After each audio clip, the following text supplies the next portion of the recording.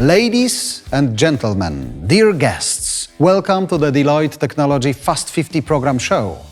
My name is Jaroslav Skvrna, and just in a moment I will take you on a journey through Central Europe, our dynamically developing region. How rapidly indeed it has been growing during the last 4 years, you will find out in the stories of the laureates. Deloitte has been celebrating the success of the fastest growing technology companies in Central Europe for more than 20 years. The Deloitte Technology Fast 50 program provides dynamic and inspiring young companies with the platform to showcase their leading position in the tech industry. All in the hope that, in time, they will help form our future economic bedrock. The Fast 50 is simply about their stories: courage, strength, talents, leadership, conviction, creativity, energy, all of which has led them to progress in times of change, crises, and uncertainty. The pandemic showed us clearly that the problem can either sink a business, especially a young one, or let it hit the big blue if there is a team with a plan and strength to implement it. Today, we will talk to the ones who made it to the top. No one else can provide a better insight into their success. But first, let's explain how crucial it is to recognize them.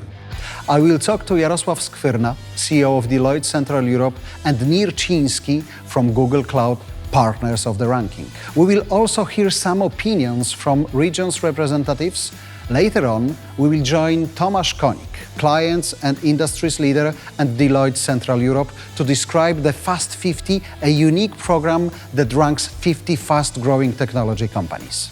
Finally, 4 laureates, together with Jiri Sauer, Technology Fast 50 program leader in Central Europe, and Boris Georgiev from Google Cloud, will showcase their way to the top. All this during the next hour. Please stay with us.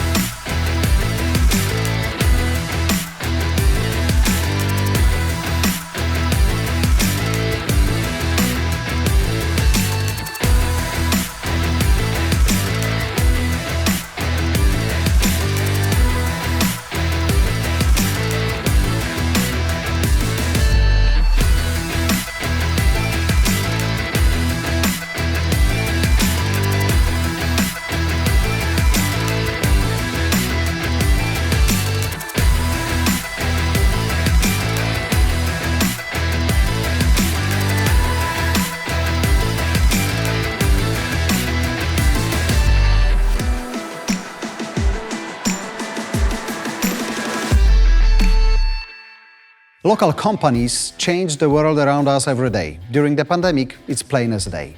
Within weeks, they managed to implement solutions which we had thought would have been taken years. But many of these innovators would remain unknown if others didn't acknowledge them in time. That's what the Deloitte Technology Fast 50 program is about. For the past 22 years, it has provided increased visibility, brand recognition, networking, and growth opportunities. But no one will tell us about it better than Jaroslav Skvrna, CEO Deloitte Central Europe, and Nir Chiński, Regional Director at Google Cloud, partner of the ranking.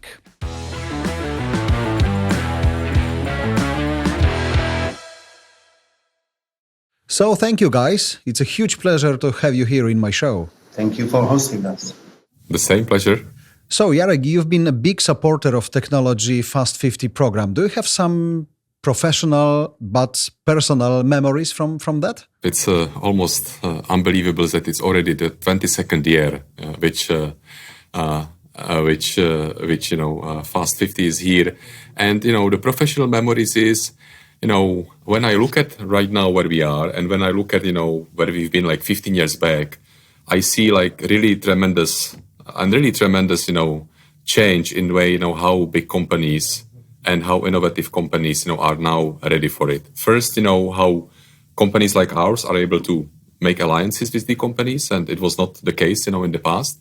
And secondly, how these fast growing companies are ready and matured, and how hungry they are to conquer the world. Yeah, it's unbelievable. Good sentence. How hungry they are.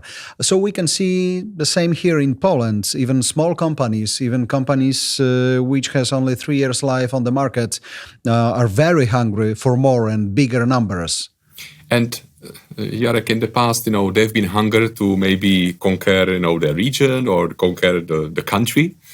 But right now, these people, they really think global, and they know that, they want to really conquer the world, and which is unbelievable, how much confidence is with the people. Yeah, it's perfect to hear it. And we can see it here in Poland. It's not the problem for the companies to think about Australia and Austria, for example, Netherlands and Washington. We've been discussing about that with Nir before we started our recordings, that globally means being in the cloud, for example. But Nir, you came from Israel, which is well known as a global center of innovation. I personally met people who stayed behind the Startup Nation idea. So what do you think about our professional benefits from the rankings like Technology Fast 50 program? Well, I think, first of all, just to comment on what Jarek mentioned, we see that the CE ecosystem has come of age, because if you just look 12 years ago, 11, in 2010, the valuation of CE tech companies was around $10 billion. And if you look at it in 2021, it's already 186 billion, meaning 19 times more. And that shows the traction and the growth that those companies, and as was mentioned before, they're now aiming global. And with that, we also see how this success is being captured, because we look at the numbers in 2019, just before COVID, the capital investment into CE was around 2.3 billion. And now in 2021, we are looking to end this year at around 5.4 billion, which is 2.3 more. So it means that it attracts also not just VC funding from local, but also from foreign capital. And that, for me, says the whole story, because I think that, and it's not just my strong belief, but I think CE has a massive potential to become the cradle of Europe's most valuable companies. And I think this program is just a manifest of that, because we see who participate, and with the support from Deloitte, and how to take them to that next level, because I think 2022 will be again a record-breaking year. And moving forward, we will see those numbers growing fast, even faster than what we saw in the last decade. Yeah, exactly. In 2021, we have a huge numbers. So tell me, what kind of support is the most needed? There is said, how much more investment is coming, to the tech and, to the fast, growing companies. and what is the difference between 2019 and 2021, and definitely it will continue, and that's something what Deloitte can support. Yeah, I think we should be the bridge and the connector of these fast growing companies and the venture capital, and that's something which is needed. Like it's like the blood in the vein, and that's something what we are committed to support the fast 50 companies as much as we can. Yeah, Nir said earlier that the huge venture capitals from US, for example, are here in CE, and they are looking for some good companies from that part of the world. For sure. And if you just look, everyone talks about unicorns. So 2015 CE, in all CE region, there were 6 unicorns. Currently, there are 34 and even decacorns, which is 10 billion valuation and more. And again, it's just an example of this massive growth. And I think those programs like Deloitte is running is taking that and bridging that gap and connecting also multinational investors to those companies in the region, because it's already built on a huge success. And you can see it's like CE has already all the ingredients that need for the next leapfrog. It has the talent, it has the execution, it has proven record, and I think it's like, for us, it's just the beginning of that hockey stick, and it will accelerate by order of magnitude in the next coming years. Legendary hockey stick.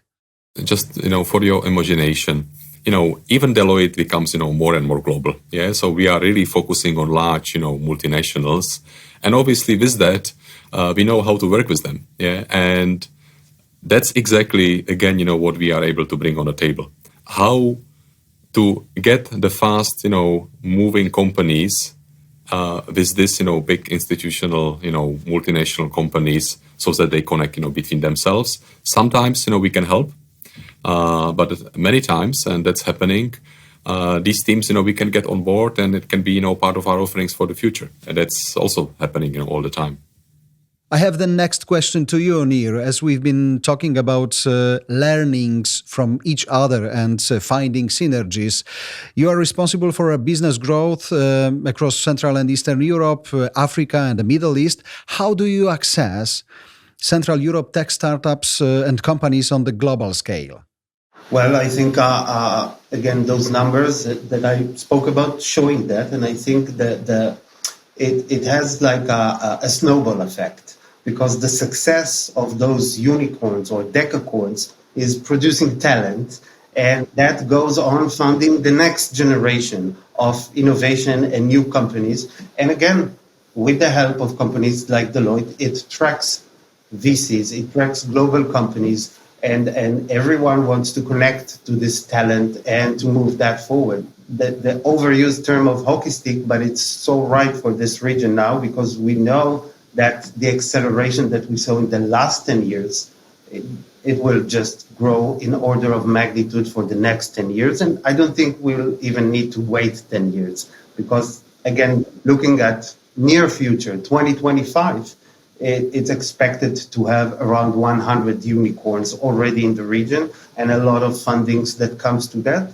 And also those big multinational players that tap into this talent and want to connect and to create other solution, better solution to serve their customers. Yeah, I can see it in Jarek's eyes. He's totally agree with you. Fully agree. This is something what brings confidence to the young people to start it and do more and more. And this confidence is raising up.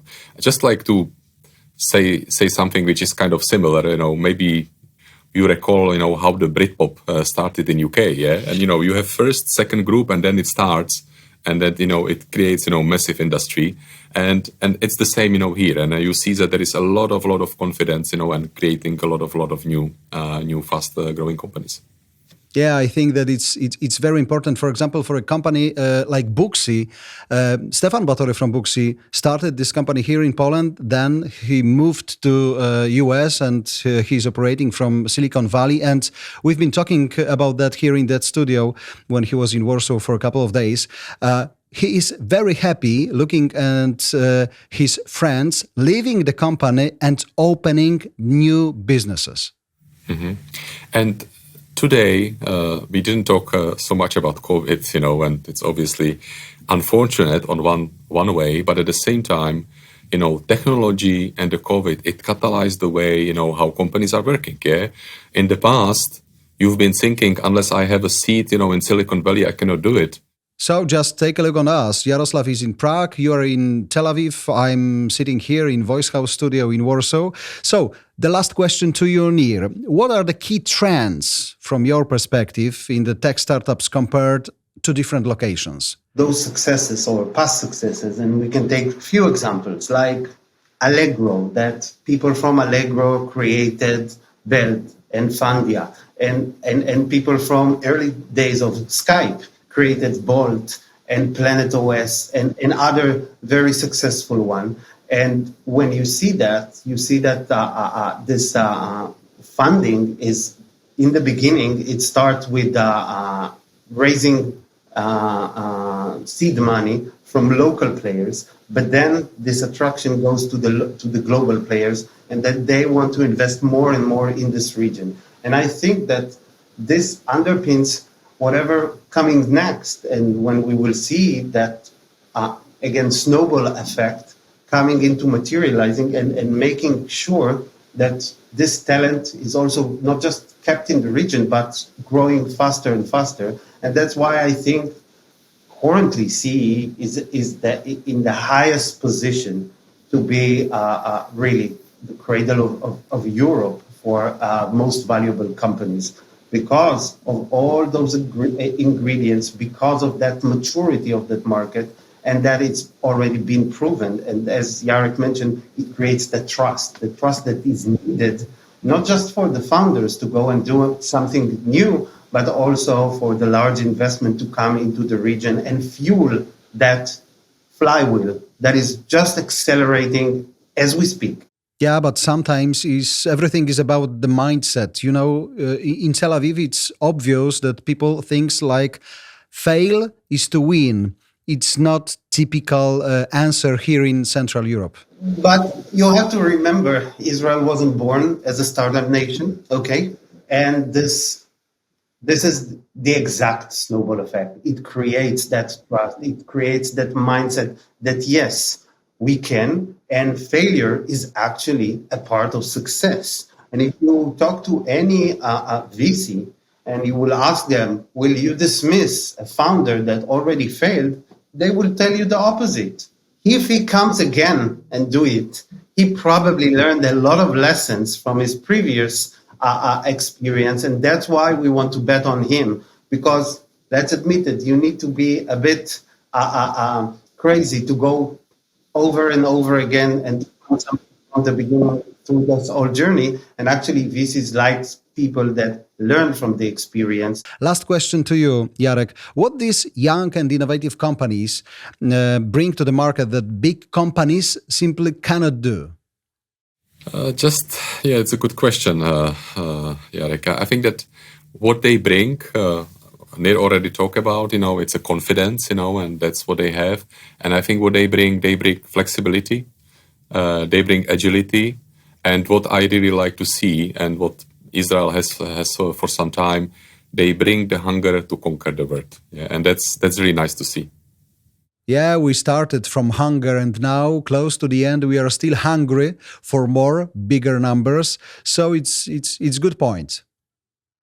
And I also will add to that again, since Israel is around 9 million people population, so those startups are not aiming for the local market. From the beginning, they are aiming global. So as you mentioned in the beginning, some of them were looking at the region, some of them in the country. Here, they don't have really a choice. It's a small market. So they aiming global right from the start. And I think it's also a mentality that is being developed once you see others successing that. And again, it's create that trust and flywheel cycle that innovate more and more and succeed more. And the statistics says that probably 99% of them will not be super successful. But it doesn't mean that you don't keep on trying, because there will be the one that will be successful, and probably we will talk about them in the news or in sessions like this, and that keeps that motivation. And I think what we are witnessing now in the CEE region, it's that same effect, that the possibilities in percentage are low, but it still don't keep you from trying more and more. Okay, guys, thank you very much for being here with me, straight from Tel Aviv and straight from Prague in Czech Republic. It was a pleasure, guys. It was a pleasure. Thank you. Thank you.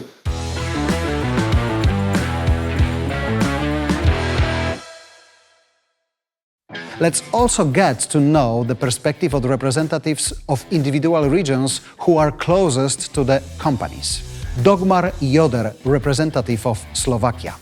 Lina Zgalvele, representative of Baltics.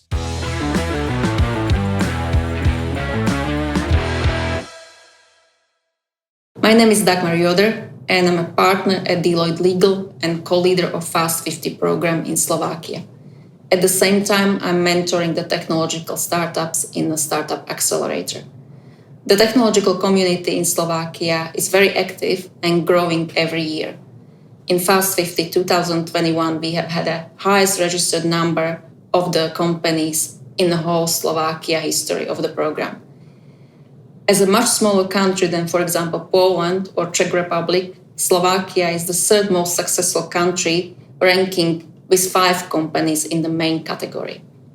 Most of the participants is from IT sector. However, there are other companies with global aspirations which make an incredible impact in the areas such as smart waste management, education, or communications. And I'm very glad that we are helping these companies to achieve these goals, providing them services and solutions for their needs. Hi, my name is Lina Zgalvele. I'm a partner in Deloitte Financial Advisory Services and Fast 50 leader for Baltics. As you may know, Baltics, Lithuania, Latvia, Estonia are 3 small but quite unique countries which for a number of years are known for high number of startups and globally recognized unicorns, such as Skype, Bolt or Vinted, just to name a few. Entrepreneurial thinking, good education, and big ambitions allowed Baltic startups to bypass local limitations and start building business models aimed at global markets. Small market eliminates the possibility to scale locally and only then consider international expansion. Most of the fastest growing companies in the region from very start aimed at scalable models and found ways how to deploy their ventures globally. Leading professional firms like Deloitte are able to support the entrepreneurs both directly by giving access to international network and contacts, and indirectly by recognizing them as unique stars via programs like Fast 50.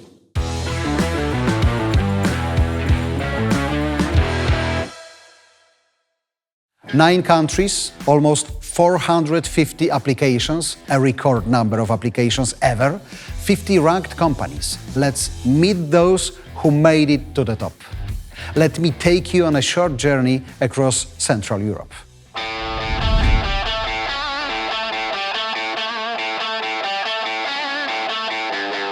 Pozdrav svima, moje ime je Mateo Starčević-Filipović i ja sam direktor riječke tvrtke DRUID.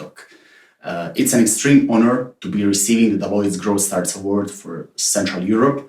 And the reason why we think we got it is because we have created our own technology which automates development processes within the software on demand field for both us and our clients. In the future, we are planning to continue doing pretty much the same to automate the agency side of business and to be able to provide our clients and ourselves the tools to take development on the next level. Once again, we are very thankful for the award and all the best.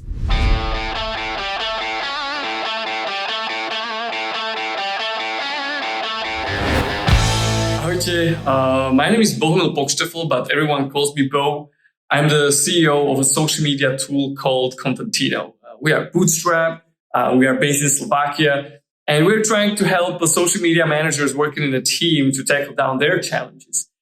In 2021, we were building quite robust, innovative modules, but not finished yet, but however, we launched also some incremental innovations we are very happy about. And in 2022, it's going to be fun.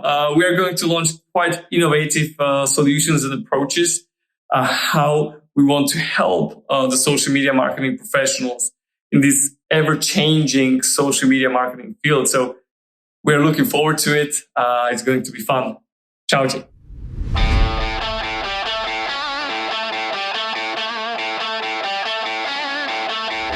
Jó reggelt kívánok! I'm Bence Andrusak from CEO and Fraud Fighters. We're based out of Hungary.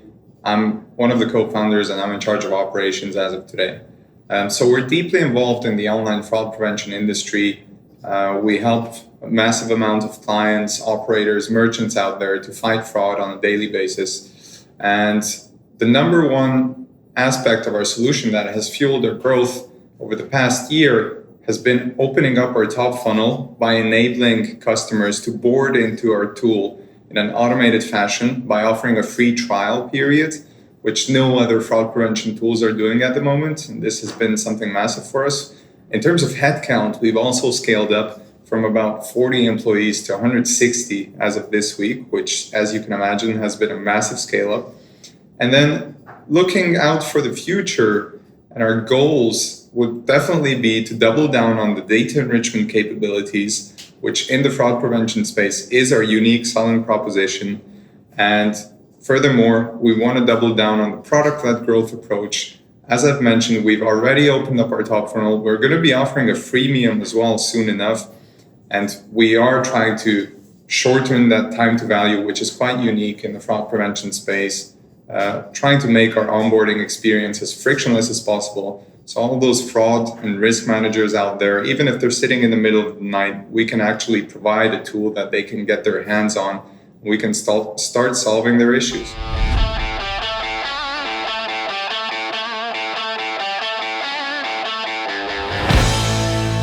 Здравейте, my name is Miroslav and I'm CEO and co-founder of Office R&D Konik from Sofia, Bulgaria. Office R&D, we are building one of the leading flexible and hybrid workplace management software platforms in the world. And despite COVID was actually the perfect storm for the whole office industry, we managed to grow exponentially thanks to the fact that most companies around the globe had to adopt flexible and hybrid way of working, which resulted in the need of software to manage the complexity of this new way of working. Next year, we are hopeful that we'll be able to help as many companies as possible to move to the flexible and hybrid way of working.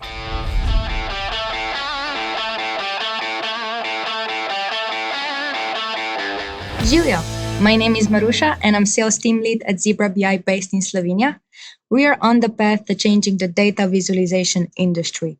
Our product is a software tool that enables our clients to develop meaningful and actionable reports. It helps them make better decisions based on data that provide the whole context, not only what happened, but what needs to be done next.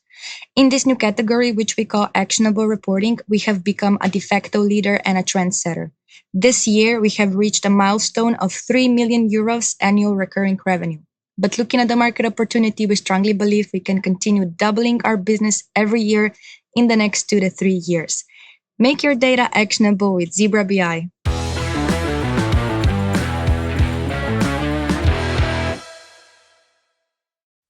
This year's ranking of the Deloitte Technology Fast 50 program is unique. It analyzed revenues from 2017 to 2020, including the first year of the pandemic, which was a particular test for businesses, young companies, and startups especially. What criteria have they met in the program?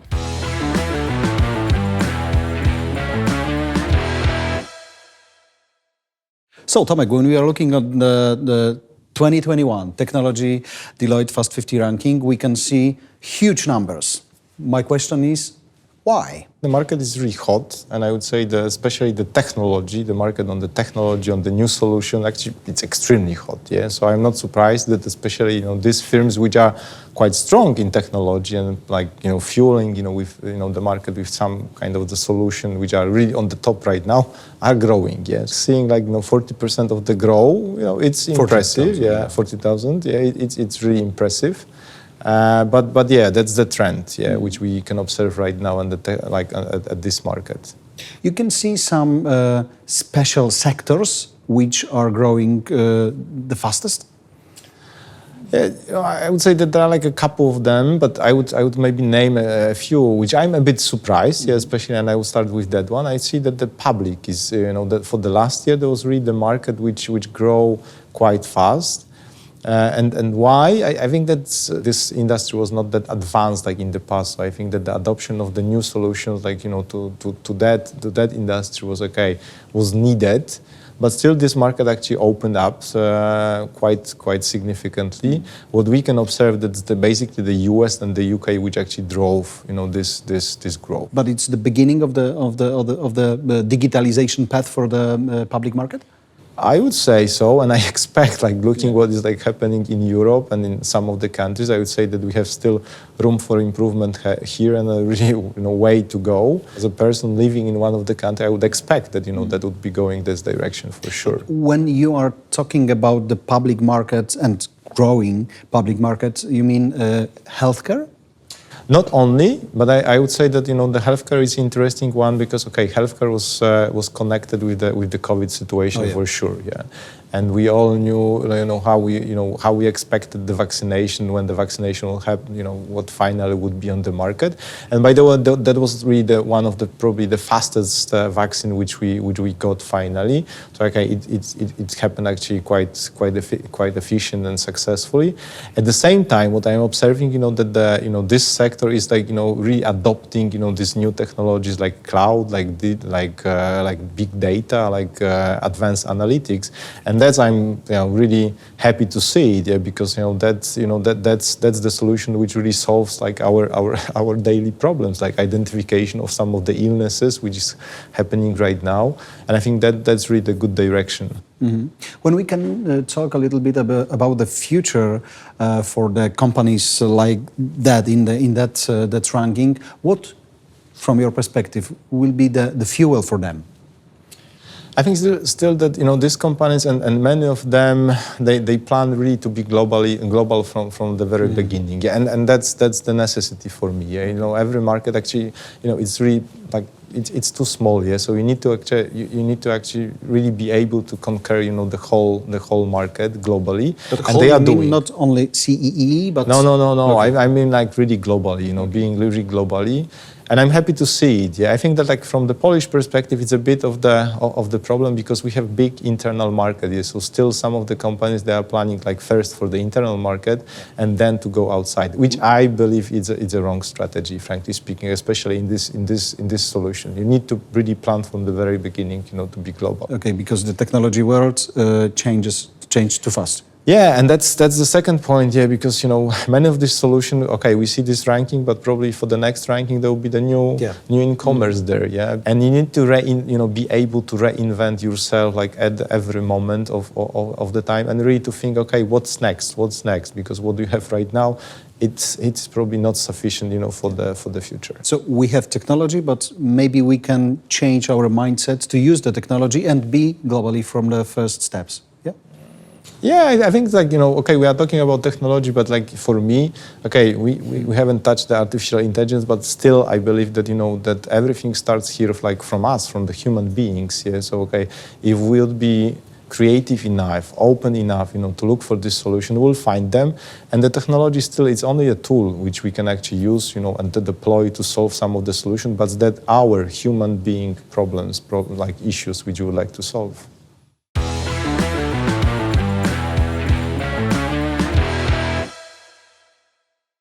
Ladies and gentlemen, the time has come to meet the man of the hour. Czech Republic's FTMO leads in the main 2021 Technology Fast 50 category with almost 40,000% growth. The representatives of DRUID SA, Payhawk and Nethone, the leaders in the main categories, will join the discussion. Let's hear their stories from their unique perspective. Together with Jiri Sauer, Technology Fast 50 program leader in Central Europe, and Boris Georgiev, CEE country manager in Google Cloud. The laureates will also refer to the technology trends visible in this year's ranking.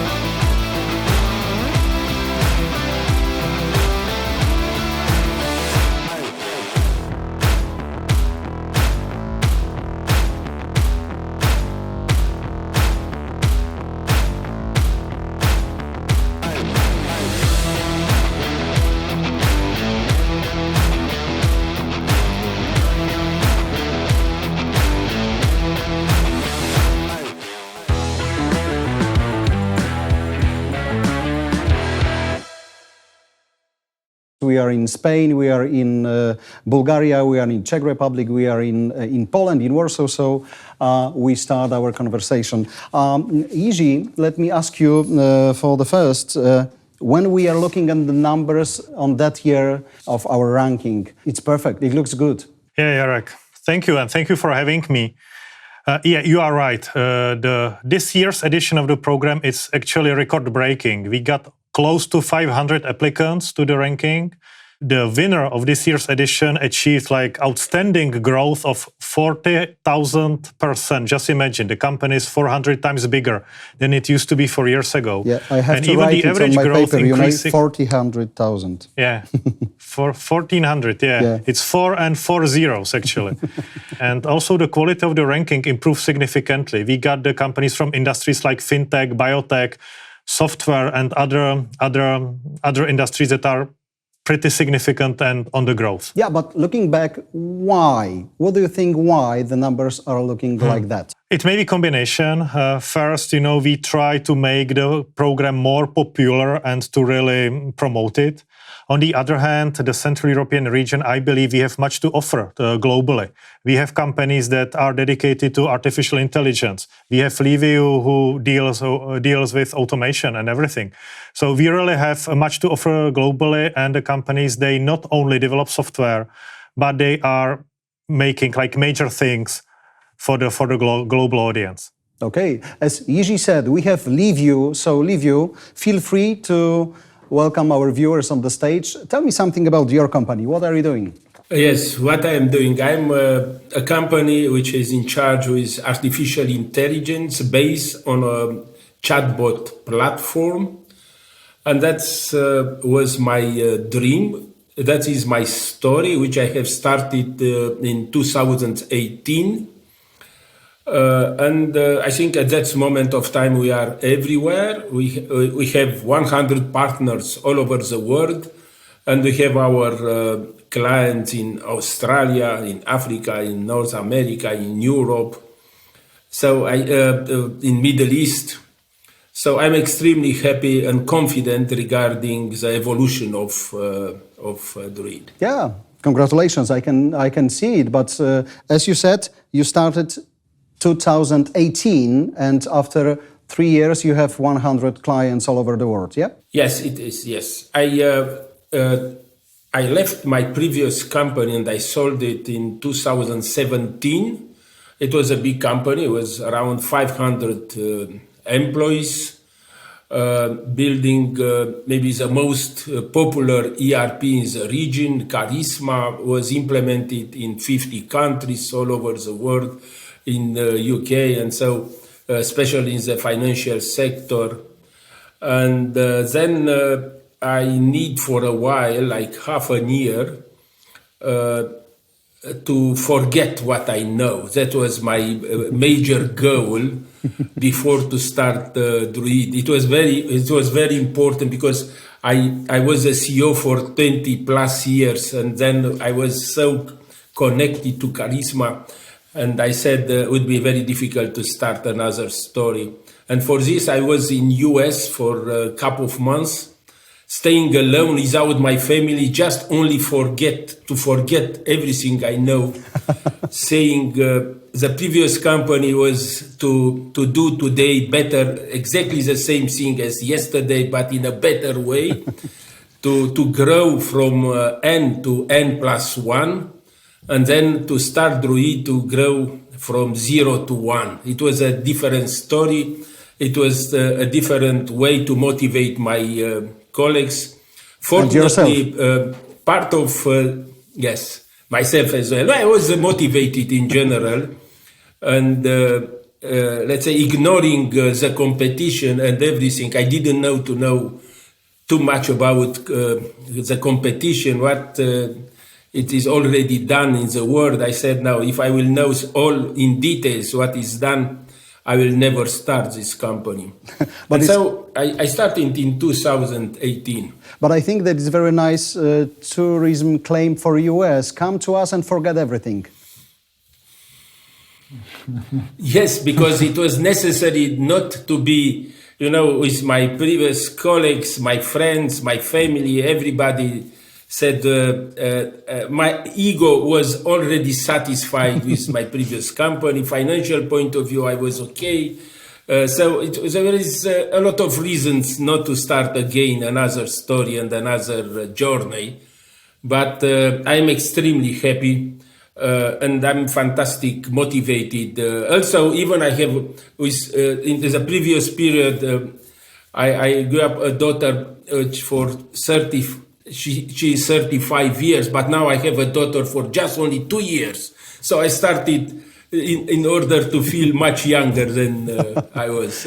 We can hear it. It's perfect. Very nice story. So Marek, Jiri said that in this year in the ranking, the first position is huge. He was talking about you. Please describe your company. Hello everyone, my name is Marek. I'm CTO and co-founder of FTMO. And FTMO is online prop trading company. And basically what we are doing, we are looking for experienced traders on financial markets who can actually show us that they can trade. We have developed a two-step evaluation process where you can show us your trading skills, and if you pass the objectives, then you can receive cooperation with our company. So basically, then you are not risking your own capital, but you are trading for our company with much higher trading accounts. And this was actually where everything started. We started as 3 university students without any money for trading, right? And we've been passionate for trading financial markets. And if you don't have a capital, you actually cannot do the trading for a living. So this was the problem we were trying to solve. And we've come up with this solution, FTMO. And with us, you can trade up to $400,000, which finally makes sense to trade with, and you can actually make a living for trading. And this is actually the purpose of our project. Okay, but when we started our conversation, Jiri told us that 4 and 40 is the growth. It was easy from your perspective to give that number? Well, to be honest, we didn't even think about it 7 years ago, right? We had 10 clients per month, and we were doing everything manually with Excel sheets and WordPress websites. And now, after 7 years, we have 100 plus employees. We have cutting-edge technologies, which is monitoring more than 80,000 trading accounts real time. We've been doing it with my co-founder Otakar once per day, manually. Now we are doing it real time for many accounts. And yeah, we really didn't expect such a success. I think we found a niche on the market. And only thanks to our employees and the hard work, we are where we are right now. Maybe Marek is too modest, because they won the Rising Star competition. It means the category for the young companies 2 times in a row. It never happened in the past. And right now they are winning the main thing. So congratulations, Marek. You must be doing something really well. Thank you very much. I think that we learned a lot about, other people on the team, that we need to motivate them. We need to give them freedom and responsibilities. And it's nice to see how the young guys on the team right now, for example, our senior management and team leaders, all of it's from our early employees. And I think that just because of this, that we are working hard on this project, everyone has the same vision and we really focus on it. And we do what we love, we do it good way every day. I think this is the only reason where we are right now. We are here in the business for long term. And I think that clients and our traders, they know it right now. And finally, we made a brand. FTMO is now well known all around the world. We have clients from more than 200 countries all around the world. And that's because, the client is number one for us. The trader is number one. So we are also always trying to improve the conditions and pretty much everything. So the client, the trader is happy, and then we are happy in the FTMO. But I think that it's a very good moment for the market when you are working on, and people are very interested in investing. Definitely nowadays, now is the time where investing and trading is actually pretty popular. Yeah. 7 years ago when we had a beer with my co-founder Otakar, we were like, bunch of weirdos discussing trading. But now everyone has some cryptos and everyone is talking about trading. Even sitting in the same gospoda and drinking beer, they can trade. Exactly. Hubert, tell us something about your company and your product. Sure. So we have started Nethone in 2016. So it's been quite a while, but very exciting road to where we are today. And in principle, we are constructively obsessed about supplying our partners, our clients, online institutions, so both merchants and financial institutions that operate online, with sufficient technical ways of dealing with the most sophisticated fraudulent attacks. So we are a cybersecurity company at heart, but as a mission, we have decided to do it in a way that does not disturb end user session experience. We want to be able to identify the most advanced techniques and attacks that fraudsters are deploying, looking at the volumes and how much of the economic activity is happening online. It's really an arms race happening on the other side of the economy, and we want to be the ones, and we are becoming the ones to support global players in this very difficult battle, but without ruining the experience for end users. Because at the end of the day, their feedback, whether they come back to a platform, whether they trust the platform, is the best token of appreciation of what our cybersecurity solution can do. Boris, you are, Google Cloud, you are a partner of Technology Fast 50 2021 program. So when you are looking on the market, what do you think about the situation on that? First of all, allow me to congratulate all the winners of this year's program and also all the applicants. And I think it's first of all, of course, congratulations for your achievements and your success and the growth. It's really remarkable of what you guys at FTMO have achieved and are achieving. I'm not surprised that a big number of the finalists are actually coming from the software technology industry. I think about 33 out of 50 are from there. And also, I'm not surprised that we are seeing such kind of incredible growth in this part of the world and also in these technologies. Probably it's not a secret that the total number of developers in CE region is nearly the same as the number of developers that are there in the US. So I would say that from this perspective, we can already call our region the Silicon Valley of Europe.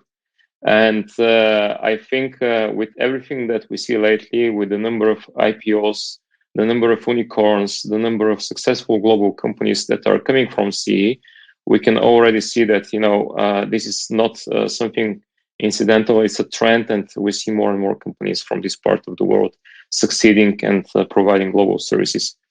We at Google Cloud are, of course, supporting and helping the digital companies that want to transform their industries. They want to be disruptors on the market.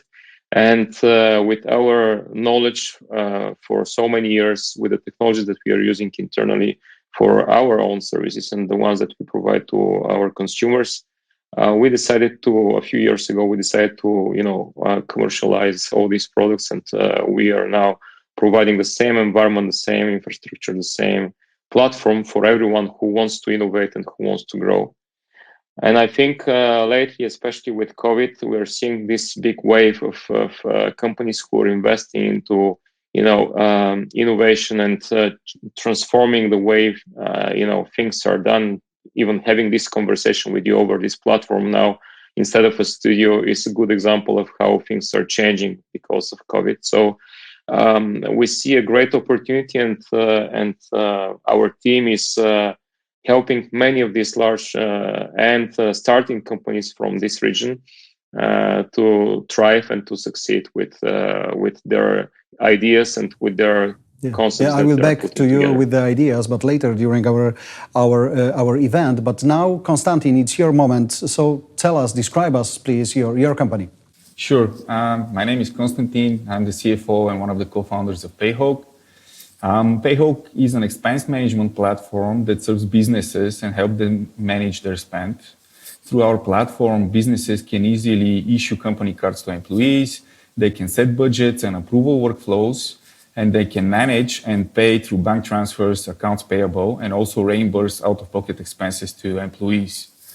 Our software automatically extracts all the data from each document uploaded on our platform and syncs all transaction and expense information directly to the accounting software.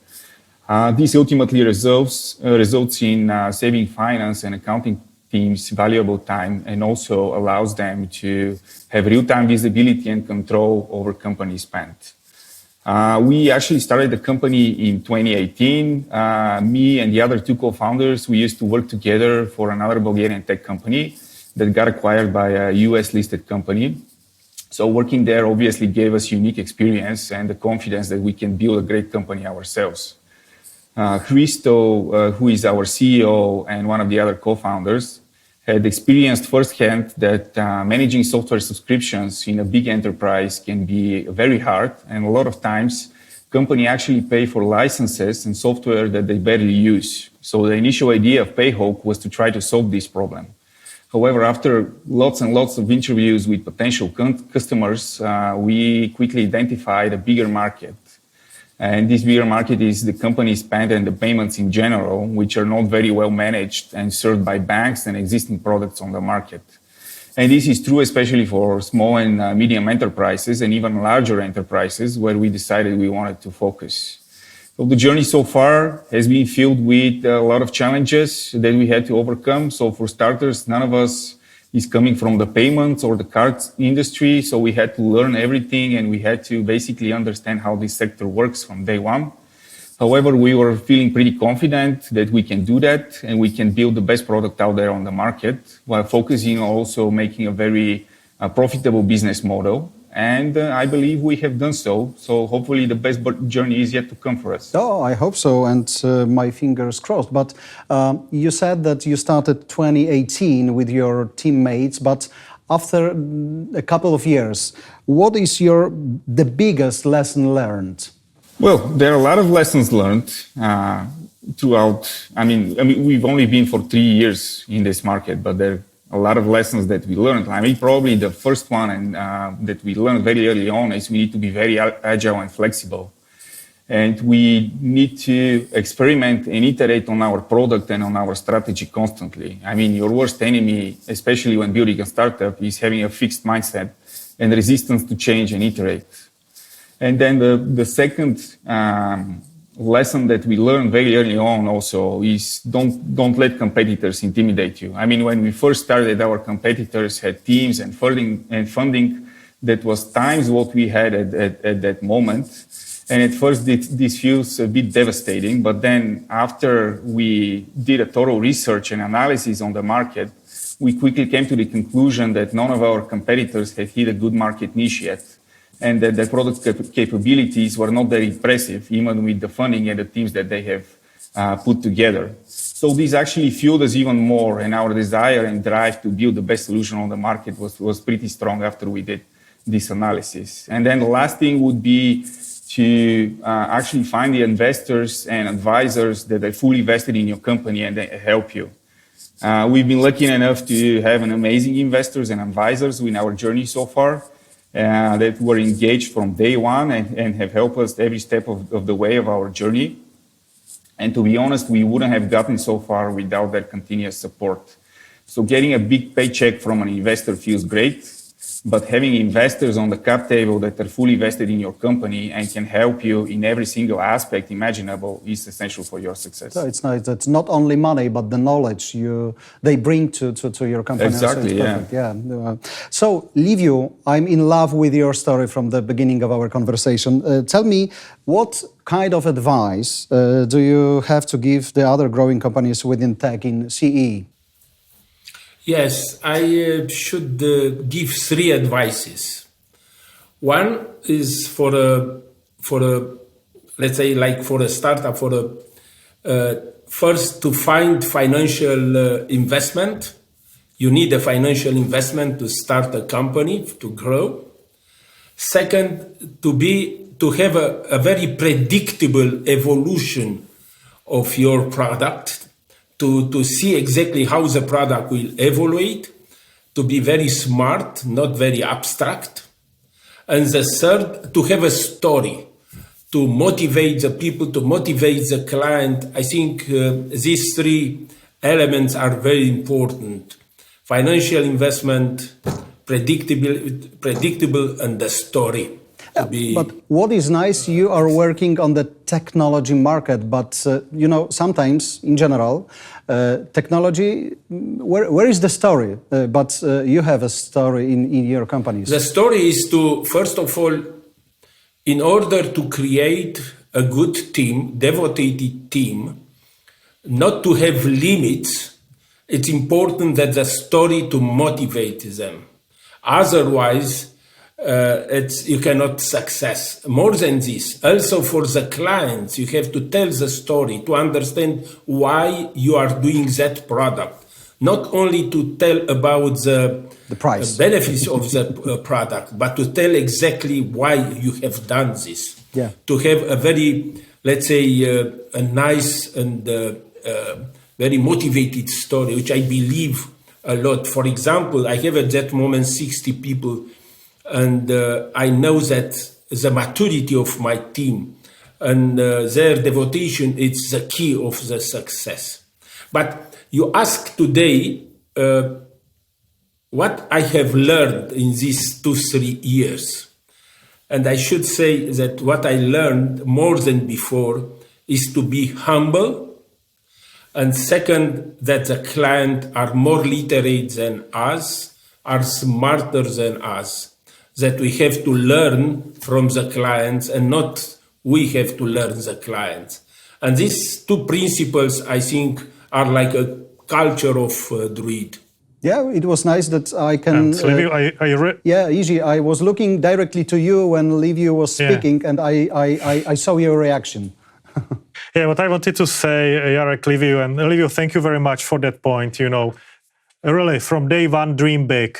We have no limits, I would say, in the Central Europe. You may achieve whatever you want in the market. If the idea is good enough, the market will appreciate it. And therefore, I'm really happy for the success of all the companies that we have on the panel today. And I'm also very happy for the cooperation and the partnership we have with Google, because, Google may help you to put you on the map if you are not there already. So really, dream big from day one, and you are able to do it. Marek, as Jiri said, think and dream big. But when we are looking at your numbers, my question is, what is dream big for you, for your company? I would say that we are dreaming about it every day, to be the best in the market with our product and make it even better, tomorrow. We don't have focus on money and numbers, and to be honest, we don't even have targets and milestones. We just focus on the good work, and we believe this pays off. And I think that now maybe the numbers are the proof of this strategy that it's the good one. Yeah. So Hubert, where are you hoping to moving forward with your company? Oh, so there are so many objectives, but one thing we learned, to build on top of what was just said, is if things are going well, there are a lot of distractions, and being able to really maintain the focus and clear vision to, as Liviu mentioned, to keep the team really devoted and in full understanding of what needs to happen is really a big challenge, and to keep it in a way or manage it in a way that it is at the same time flexible. I believe there was also a comment about flexibility and ability of grasping opportunities that will be arising. This is definitely a big challenge. This geographical component is also very important for us. From day one, we were forced, because of the nature of online fraud, to deal with fraudsters all across the globe. So we have been pushed to these deep waters, and thanks to the cloud technologies, we were able to actually serve the needs from the technical perspective. But scaling sales teams, commercial teams with customer success in all of these various geographies, there are a lot of intricacies between geographies, like serving the needs of the client in Brazil, as we learned, is completely different than in Japan. And we need to learn how to have a very consistent, focused story so that these people, great talent that we have on board and we are able to attract, really understands what we are all about.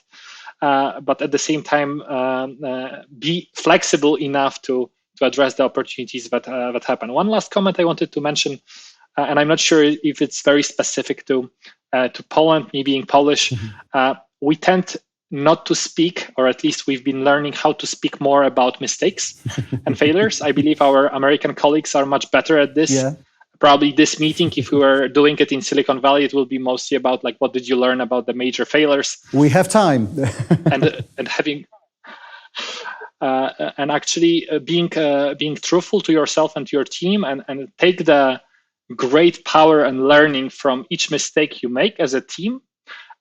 This is actually very bonding and powerful tool to keep the teams motivated and actually make the progress even more evident. So that would be my comment. Yeah, super. But you are working on the technology market. So do you agree that the main problem for the companies like yours is to have good talent, not good people on board? Konstantin? I fully agree with you. I mean, this is actually one of the items that we have on our list. I mean, we want to hire the top talent for I mean, even if there is a person who is like super talented and we don't have yet a proper job for that person, we will still hire that person because we really want to have the top talent working for us. Okay. Marek? And this is essential for our strategy. Marek, how it works in your company? I think it's pretty much the same like Konstantin said, right? With several times we had an interview that after interview we sit down and it was like, wow, such a great guy. So what he's going to work on, because we don't have job for him, but he's great talent and we need him, right? So we have pretty much the similar thing at FTMO. And I really have to admit that it's all about the people, right? You cannot make something great and big enough on your own. You need to have the great people around you so they can help you with it. And as I mentioned before, our first employees, they were not experts in the field. They were not the best developers, programmers, but they did the progress with FTMO. And it's amazing to see how, you know, young guys, maybe with less experience that you would think of, can actually, you know, progress with that fast in short term. It's absolutely amazing. So I think it's definitely about the people, about the right people and talented people. Livio, what do you think? Yes, I have a little bit different opinion here because according to my experience, I think that talent people are good people because in general, talent people have patience. And for them, it's easier how to fix the issues and how to evaluate because talent helps a lot. So according to my experience, good people and talent people are in general the same. Difficult to be a very good people without talent because everything is hard. So I think it's very important to build a team. To build a team, it's one of the key of all our companies because the team, it's exactly to think to think great. You cannot do with the people not to be behind you. So I really believe in talent, and because in general the talent brings good people as well. Hubert, your perspective? Definitely, couldn't agree more with what was mentioned. Talent density, but it's also, at least for us, very difficult or very interesting problems appear because sometimes you have someone on a great trajectory, but they might not have enough experience. But because of this, let's say, trajectory of growth that they, in terms of mindset, in terms of the predispositions they can show, they are probably a better hire than someone who has a very high level of entry, but maybe they are a bit flatter in terms of what kind of progress they want to do, and then how to actually compose the teams because it's not a set of individuals. They work in particular structures themselves. So how we can support our managers to actually become better for the team members all across the board in various geographies, as mentioned. So there is really this people management area and topic, not just hiring, because naturally getting the best talent and being able to lure them in, it's obviously a big challenge by itself. But then having a very compelling story, as we discussed, having an interesting personal development proposition inside, and then also maintaining good relationship with the ones that decide to leave for some new endeavors, and maybe have some sort of alumni network and benefits coming from this as well. Because if they were great, they will be doing great things also outside of your organization, and maybe they could be clients, partners, and so on and so forth. So definitely these people component is crucial, because without this we cannot scale. As mentioned, with technology, it's all about what is being poured in lines of code on some machines, but fixed assets are quite limited. So as long as you can keep this this clarity in terms of where we are headed, and all of these great people know where you are headed, where we should be headed, and they are on board with it. This is and they are in for a ride. I mentioned the ride before, but this is very important to underline for all the young entrepreneurs. Sometimes it's very quick, but sometimes it takes really years and years of a lot of hard work. So it's better to be motivated for a longer ride than shorter to be in a good mindset. It's sometimes very hard work for the managers. I think one of the topics that probably we need to add to the talent discussion is also the culture of it. Because for us, this is as important as having a talented people. So, for example, if someone is super talented, but then is not the right cultural fit for our company, or doesn't have the same values that we have, chances of hiring that person, even if he is the best on the planet, are pretty close to zero. Because for us, the most important thing is conserving our startup culture and our values from which we have started and have helped us build this great company. Yeah. The three building blocks, as was already mentioned, is the talent, the teamwork and collaboration, and creating this, collaborative environment, and the culture. And it's really important, no matter whether you're a startup, you're a big company, and you're just opening and starting a new team, or you're just starting a new project. These are the key main pillars of success. And I think on top of everything, especially when it comes to culture, is the leadership. And I'm just getting back to what Livio started in the beginning of this conversation. It's really important that we as leaders are also setting the right culture, and we are opening this environment for collaboration. Even when we hire all these great talents in our business, in our countries, we're giving them the chance to share and relay everything that they know to the rest of the team, and also to be part and to feel part of the team. So this is why I think it's also very important that, leadership, culture, and, collaboration are the key things for success, no matter what industry we are in, and no matter what technology we are using. I would like to point out something which is interesting. Even DRUID is a very complex technological company. The number of women is higher than men in the company. And so that means that I believe in talent. So it's we have more women than men. So it was a pleasure to meet one of your friends at the beginning of our conversation. Jiri, we are close to the end, so the last word is for you. We spent some time discussing talent, so it's not a closing remark from my side. I just wanted to ask you, does the current labor market help you to work with talent, or how do you find it? Hubert, I think except the talent, I think you need to also find passionate guys who are actually interested in the product you are doing, right?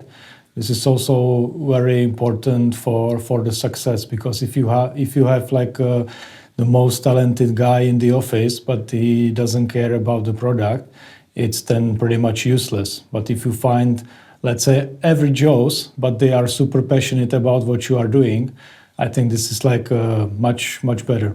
Hubert? I would say that there were a lot of interesting structural changes in the last few quarters. This remoteness or popularity of working remotely, and I'm just the best example, I'm working remotely today, create a lot of benefits, and many company cultures see benefit in this, but from a purely market openness perspective, we are also, or our great employees are being poached by American companies that realize that, okay, if someone can work remotely for a Warsaw startup or Prague startup or Budapest startup, why can't they work for a San Francisco or Atlanta-based startup? So definitely competition is fierce. So again, back to what we were discussing, being precise in terms of what kind of unique culture, mission, plan, focus you are proposing, and finding the right ones for you, that will be much stronger than just purely numerical discussions around like at certain level, great talent is thinking less and less about purely financial incentives. Whether it's good or bad, this is obviously, like, let's say, stage of development of the market. But there is so much more that you can offer to retain the best talent and be actually attractive for the right ones. Because it's also not the best way to be someone who is being approached by all the applicants or candidates, because many of them do not have the mindset. Maybe they do not feel like working for a particular company. They are just applying because they see an interesting or lucrative financial offer, but they will not be a great partner for you for this ride, if I can go back to my metaphor from before. So it is not easy, but you can also be creative about this and use it as an advantage. Konstantin? I fully agree with Hubert. I mean, and just to add to the discussion, I think one of the key challenges we're facing currently with the workspace is the whole remote thing, which actually works great when you want to save time, like commuting to the office. But then on the other hand, it's very tough when you are hiring new employees and you have to do all the onboarding remotely. I mean, it's very hard to keep the culture and the spirit of the team high when everybody is working at home and they don't have that real life interaction with each other. And I think this is one of the challenges that we have been dealing with throughout the year.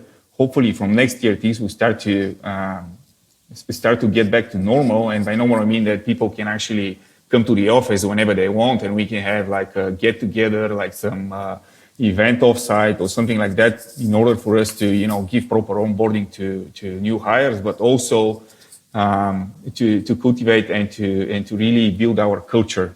Livio?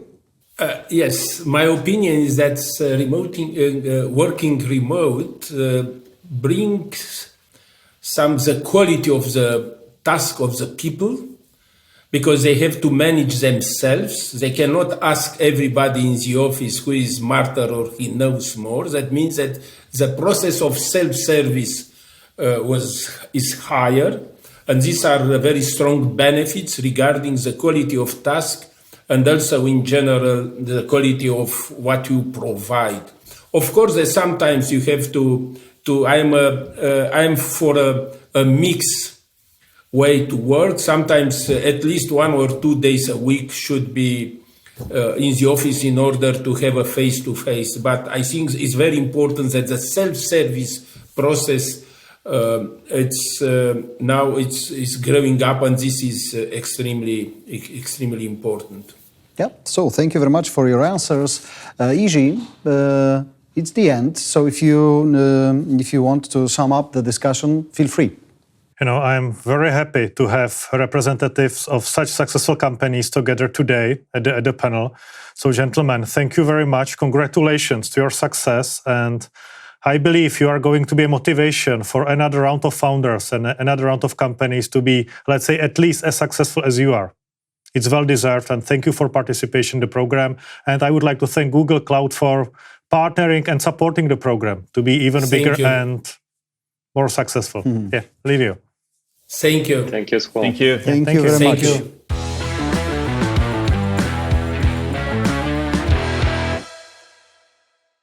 So, Jiri, Marek, it's a pleasure to have you here with me. Jiri, what do you think about this year Technology Fast 50 ranking? It's really unprecedented, the result that we get out of the ranking and the success of the companies. It's the fastest growth we have ever experienced. We are getting new applicants to the program and new winners. it's the best year of the program in its 22 years of history. It's really the best edition that we ever had. Mm-hmm. Marek, we spent a couple of minutes talking about the history of your company and the numbers you got to the program. But now I want to ask you something about the future. What do you plan? Yeah. Our plans with FTMO is continue what we are doing right now and provide more and more services to our traders. We think of FTMO in the future as a one big marketplace where the trader can actually have more activities. You can either trade for FTMO as a FTMO trader. You can also trade your own money, or you can invest in other traders proven by FTMO as successful. This is something we are working on. We need to have some licenses and so on for those activities because we are in financial markets. So it's not that easy like to write an app and deploy it on Google Cloud, right? But yes, this is what we do and this is where we are going. Yeah, usually we've been talking about the position of the different kind of companies in that ranking. You have a possibility to discuss with the competitors. What do they want from that kind of program? It's a very good question, Eric. First of all, those companies, they would like to get an international benchmark because, our program, it's international. It's 18 countries working together, so they are getting international benchmark. What they get on top of that, it's it's very positive PR because when you are able to get to the final 50 finalists, you must do something very well. So you get very positive PR. And since we are bringing new partners to the program, like Google Cloud, they are getting visibility to the biggest names in the industry. So you are getting business opportunities as well. Yeah, as the competitors and the winners told us in our debate that it's easy for them to be in Australia, in South Africa, here in Europe, and your Deloitte are everywhere. So I think that it helps them in that way too. Yes, it does. I have to. Yeah, Marek, go ahead. Sorry. I just wanted to confirm what Jiri said because the recognition what we received from the contest is like a pretty great thing, and this was one of the issues in the beginning that we were lacking. How can I say it? Credibility. We were lacking credibility in the beginning, so the traders, the clients, but also the partners, they didn't want to do business with us. And now when FTMO has strong brand and recognition all around the world, everything is much easier. So like a stamp or trademark from Deloitte Technology Fast 50? Yeah, let's say something like that. Maybe, Marek, just a small disclaimer. We do not audit the financial statements of the participants. We verify that the data are correct and they tie to the financial statements disclosed to the authorities. But, we are very happy to have so many great companies in the region and to help them a little bit. Yes. Yeah, totally agree. And let me ask you for at the end of our short conversation about because a lot of companies say now we have to be focused on talented people, and not only the money are important for us, the knowledge from our investors, for example. Marek, let me ask you about the knowledge, the contacts you get from being the part of that ranking. Well, definitely. Let's say it opened the doors for us with several partners. Also, we received recognition for several funds who wanted to invest into FTMO or acquire FTMO, right? So I think this is a great recognition, not only for clients and partners to work with, but also for the industry and the market out there, and also for the banks and funds. It's really important to see. So this is, I think, another advantage why somebody should join a contest like this. Usually, as you said at the beginning, it's record after record this year. What do you plan for the next year? To break records again. We need to, and we will break the record of the applicants again.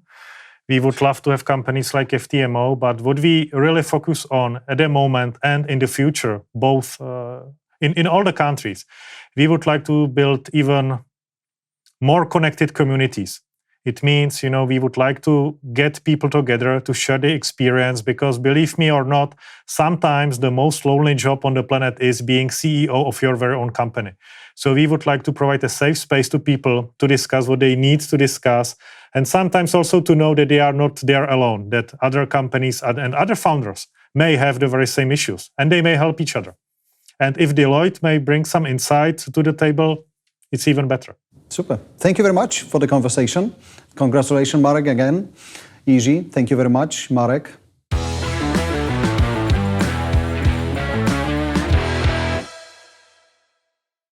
Dear viewers, thank you very much for your time. It was a huge pleasure to spend this evening with you. I hope so. See you next year.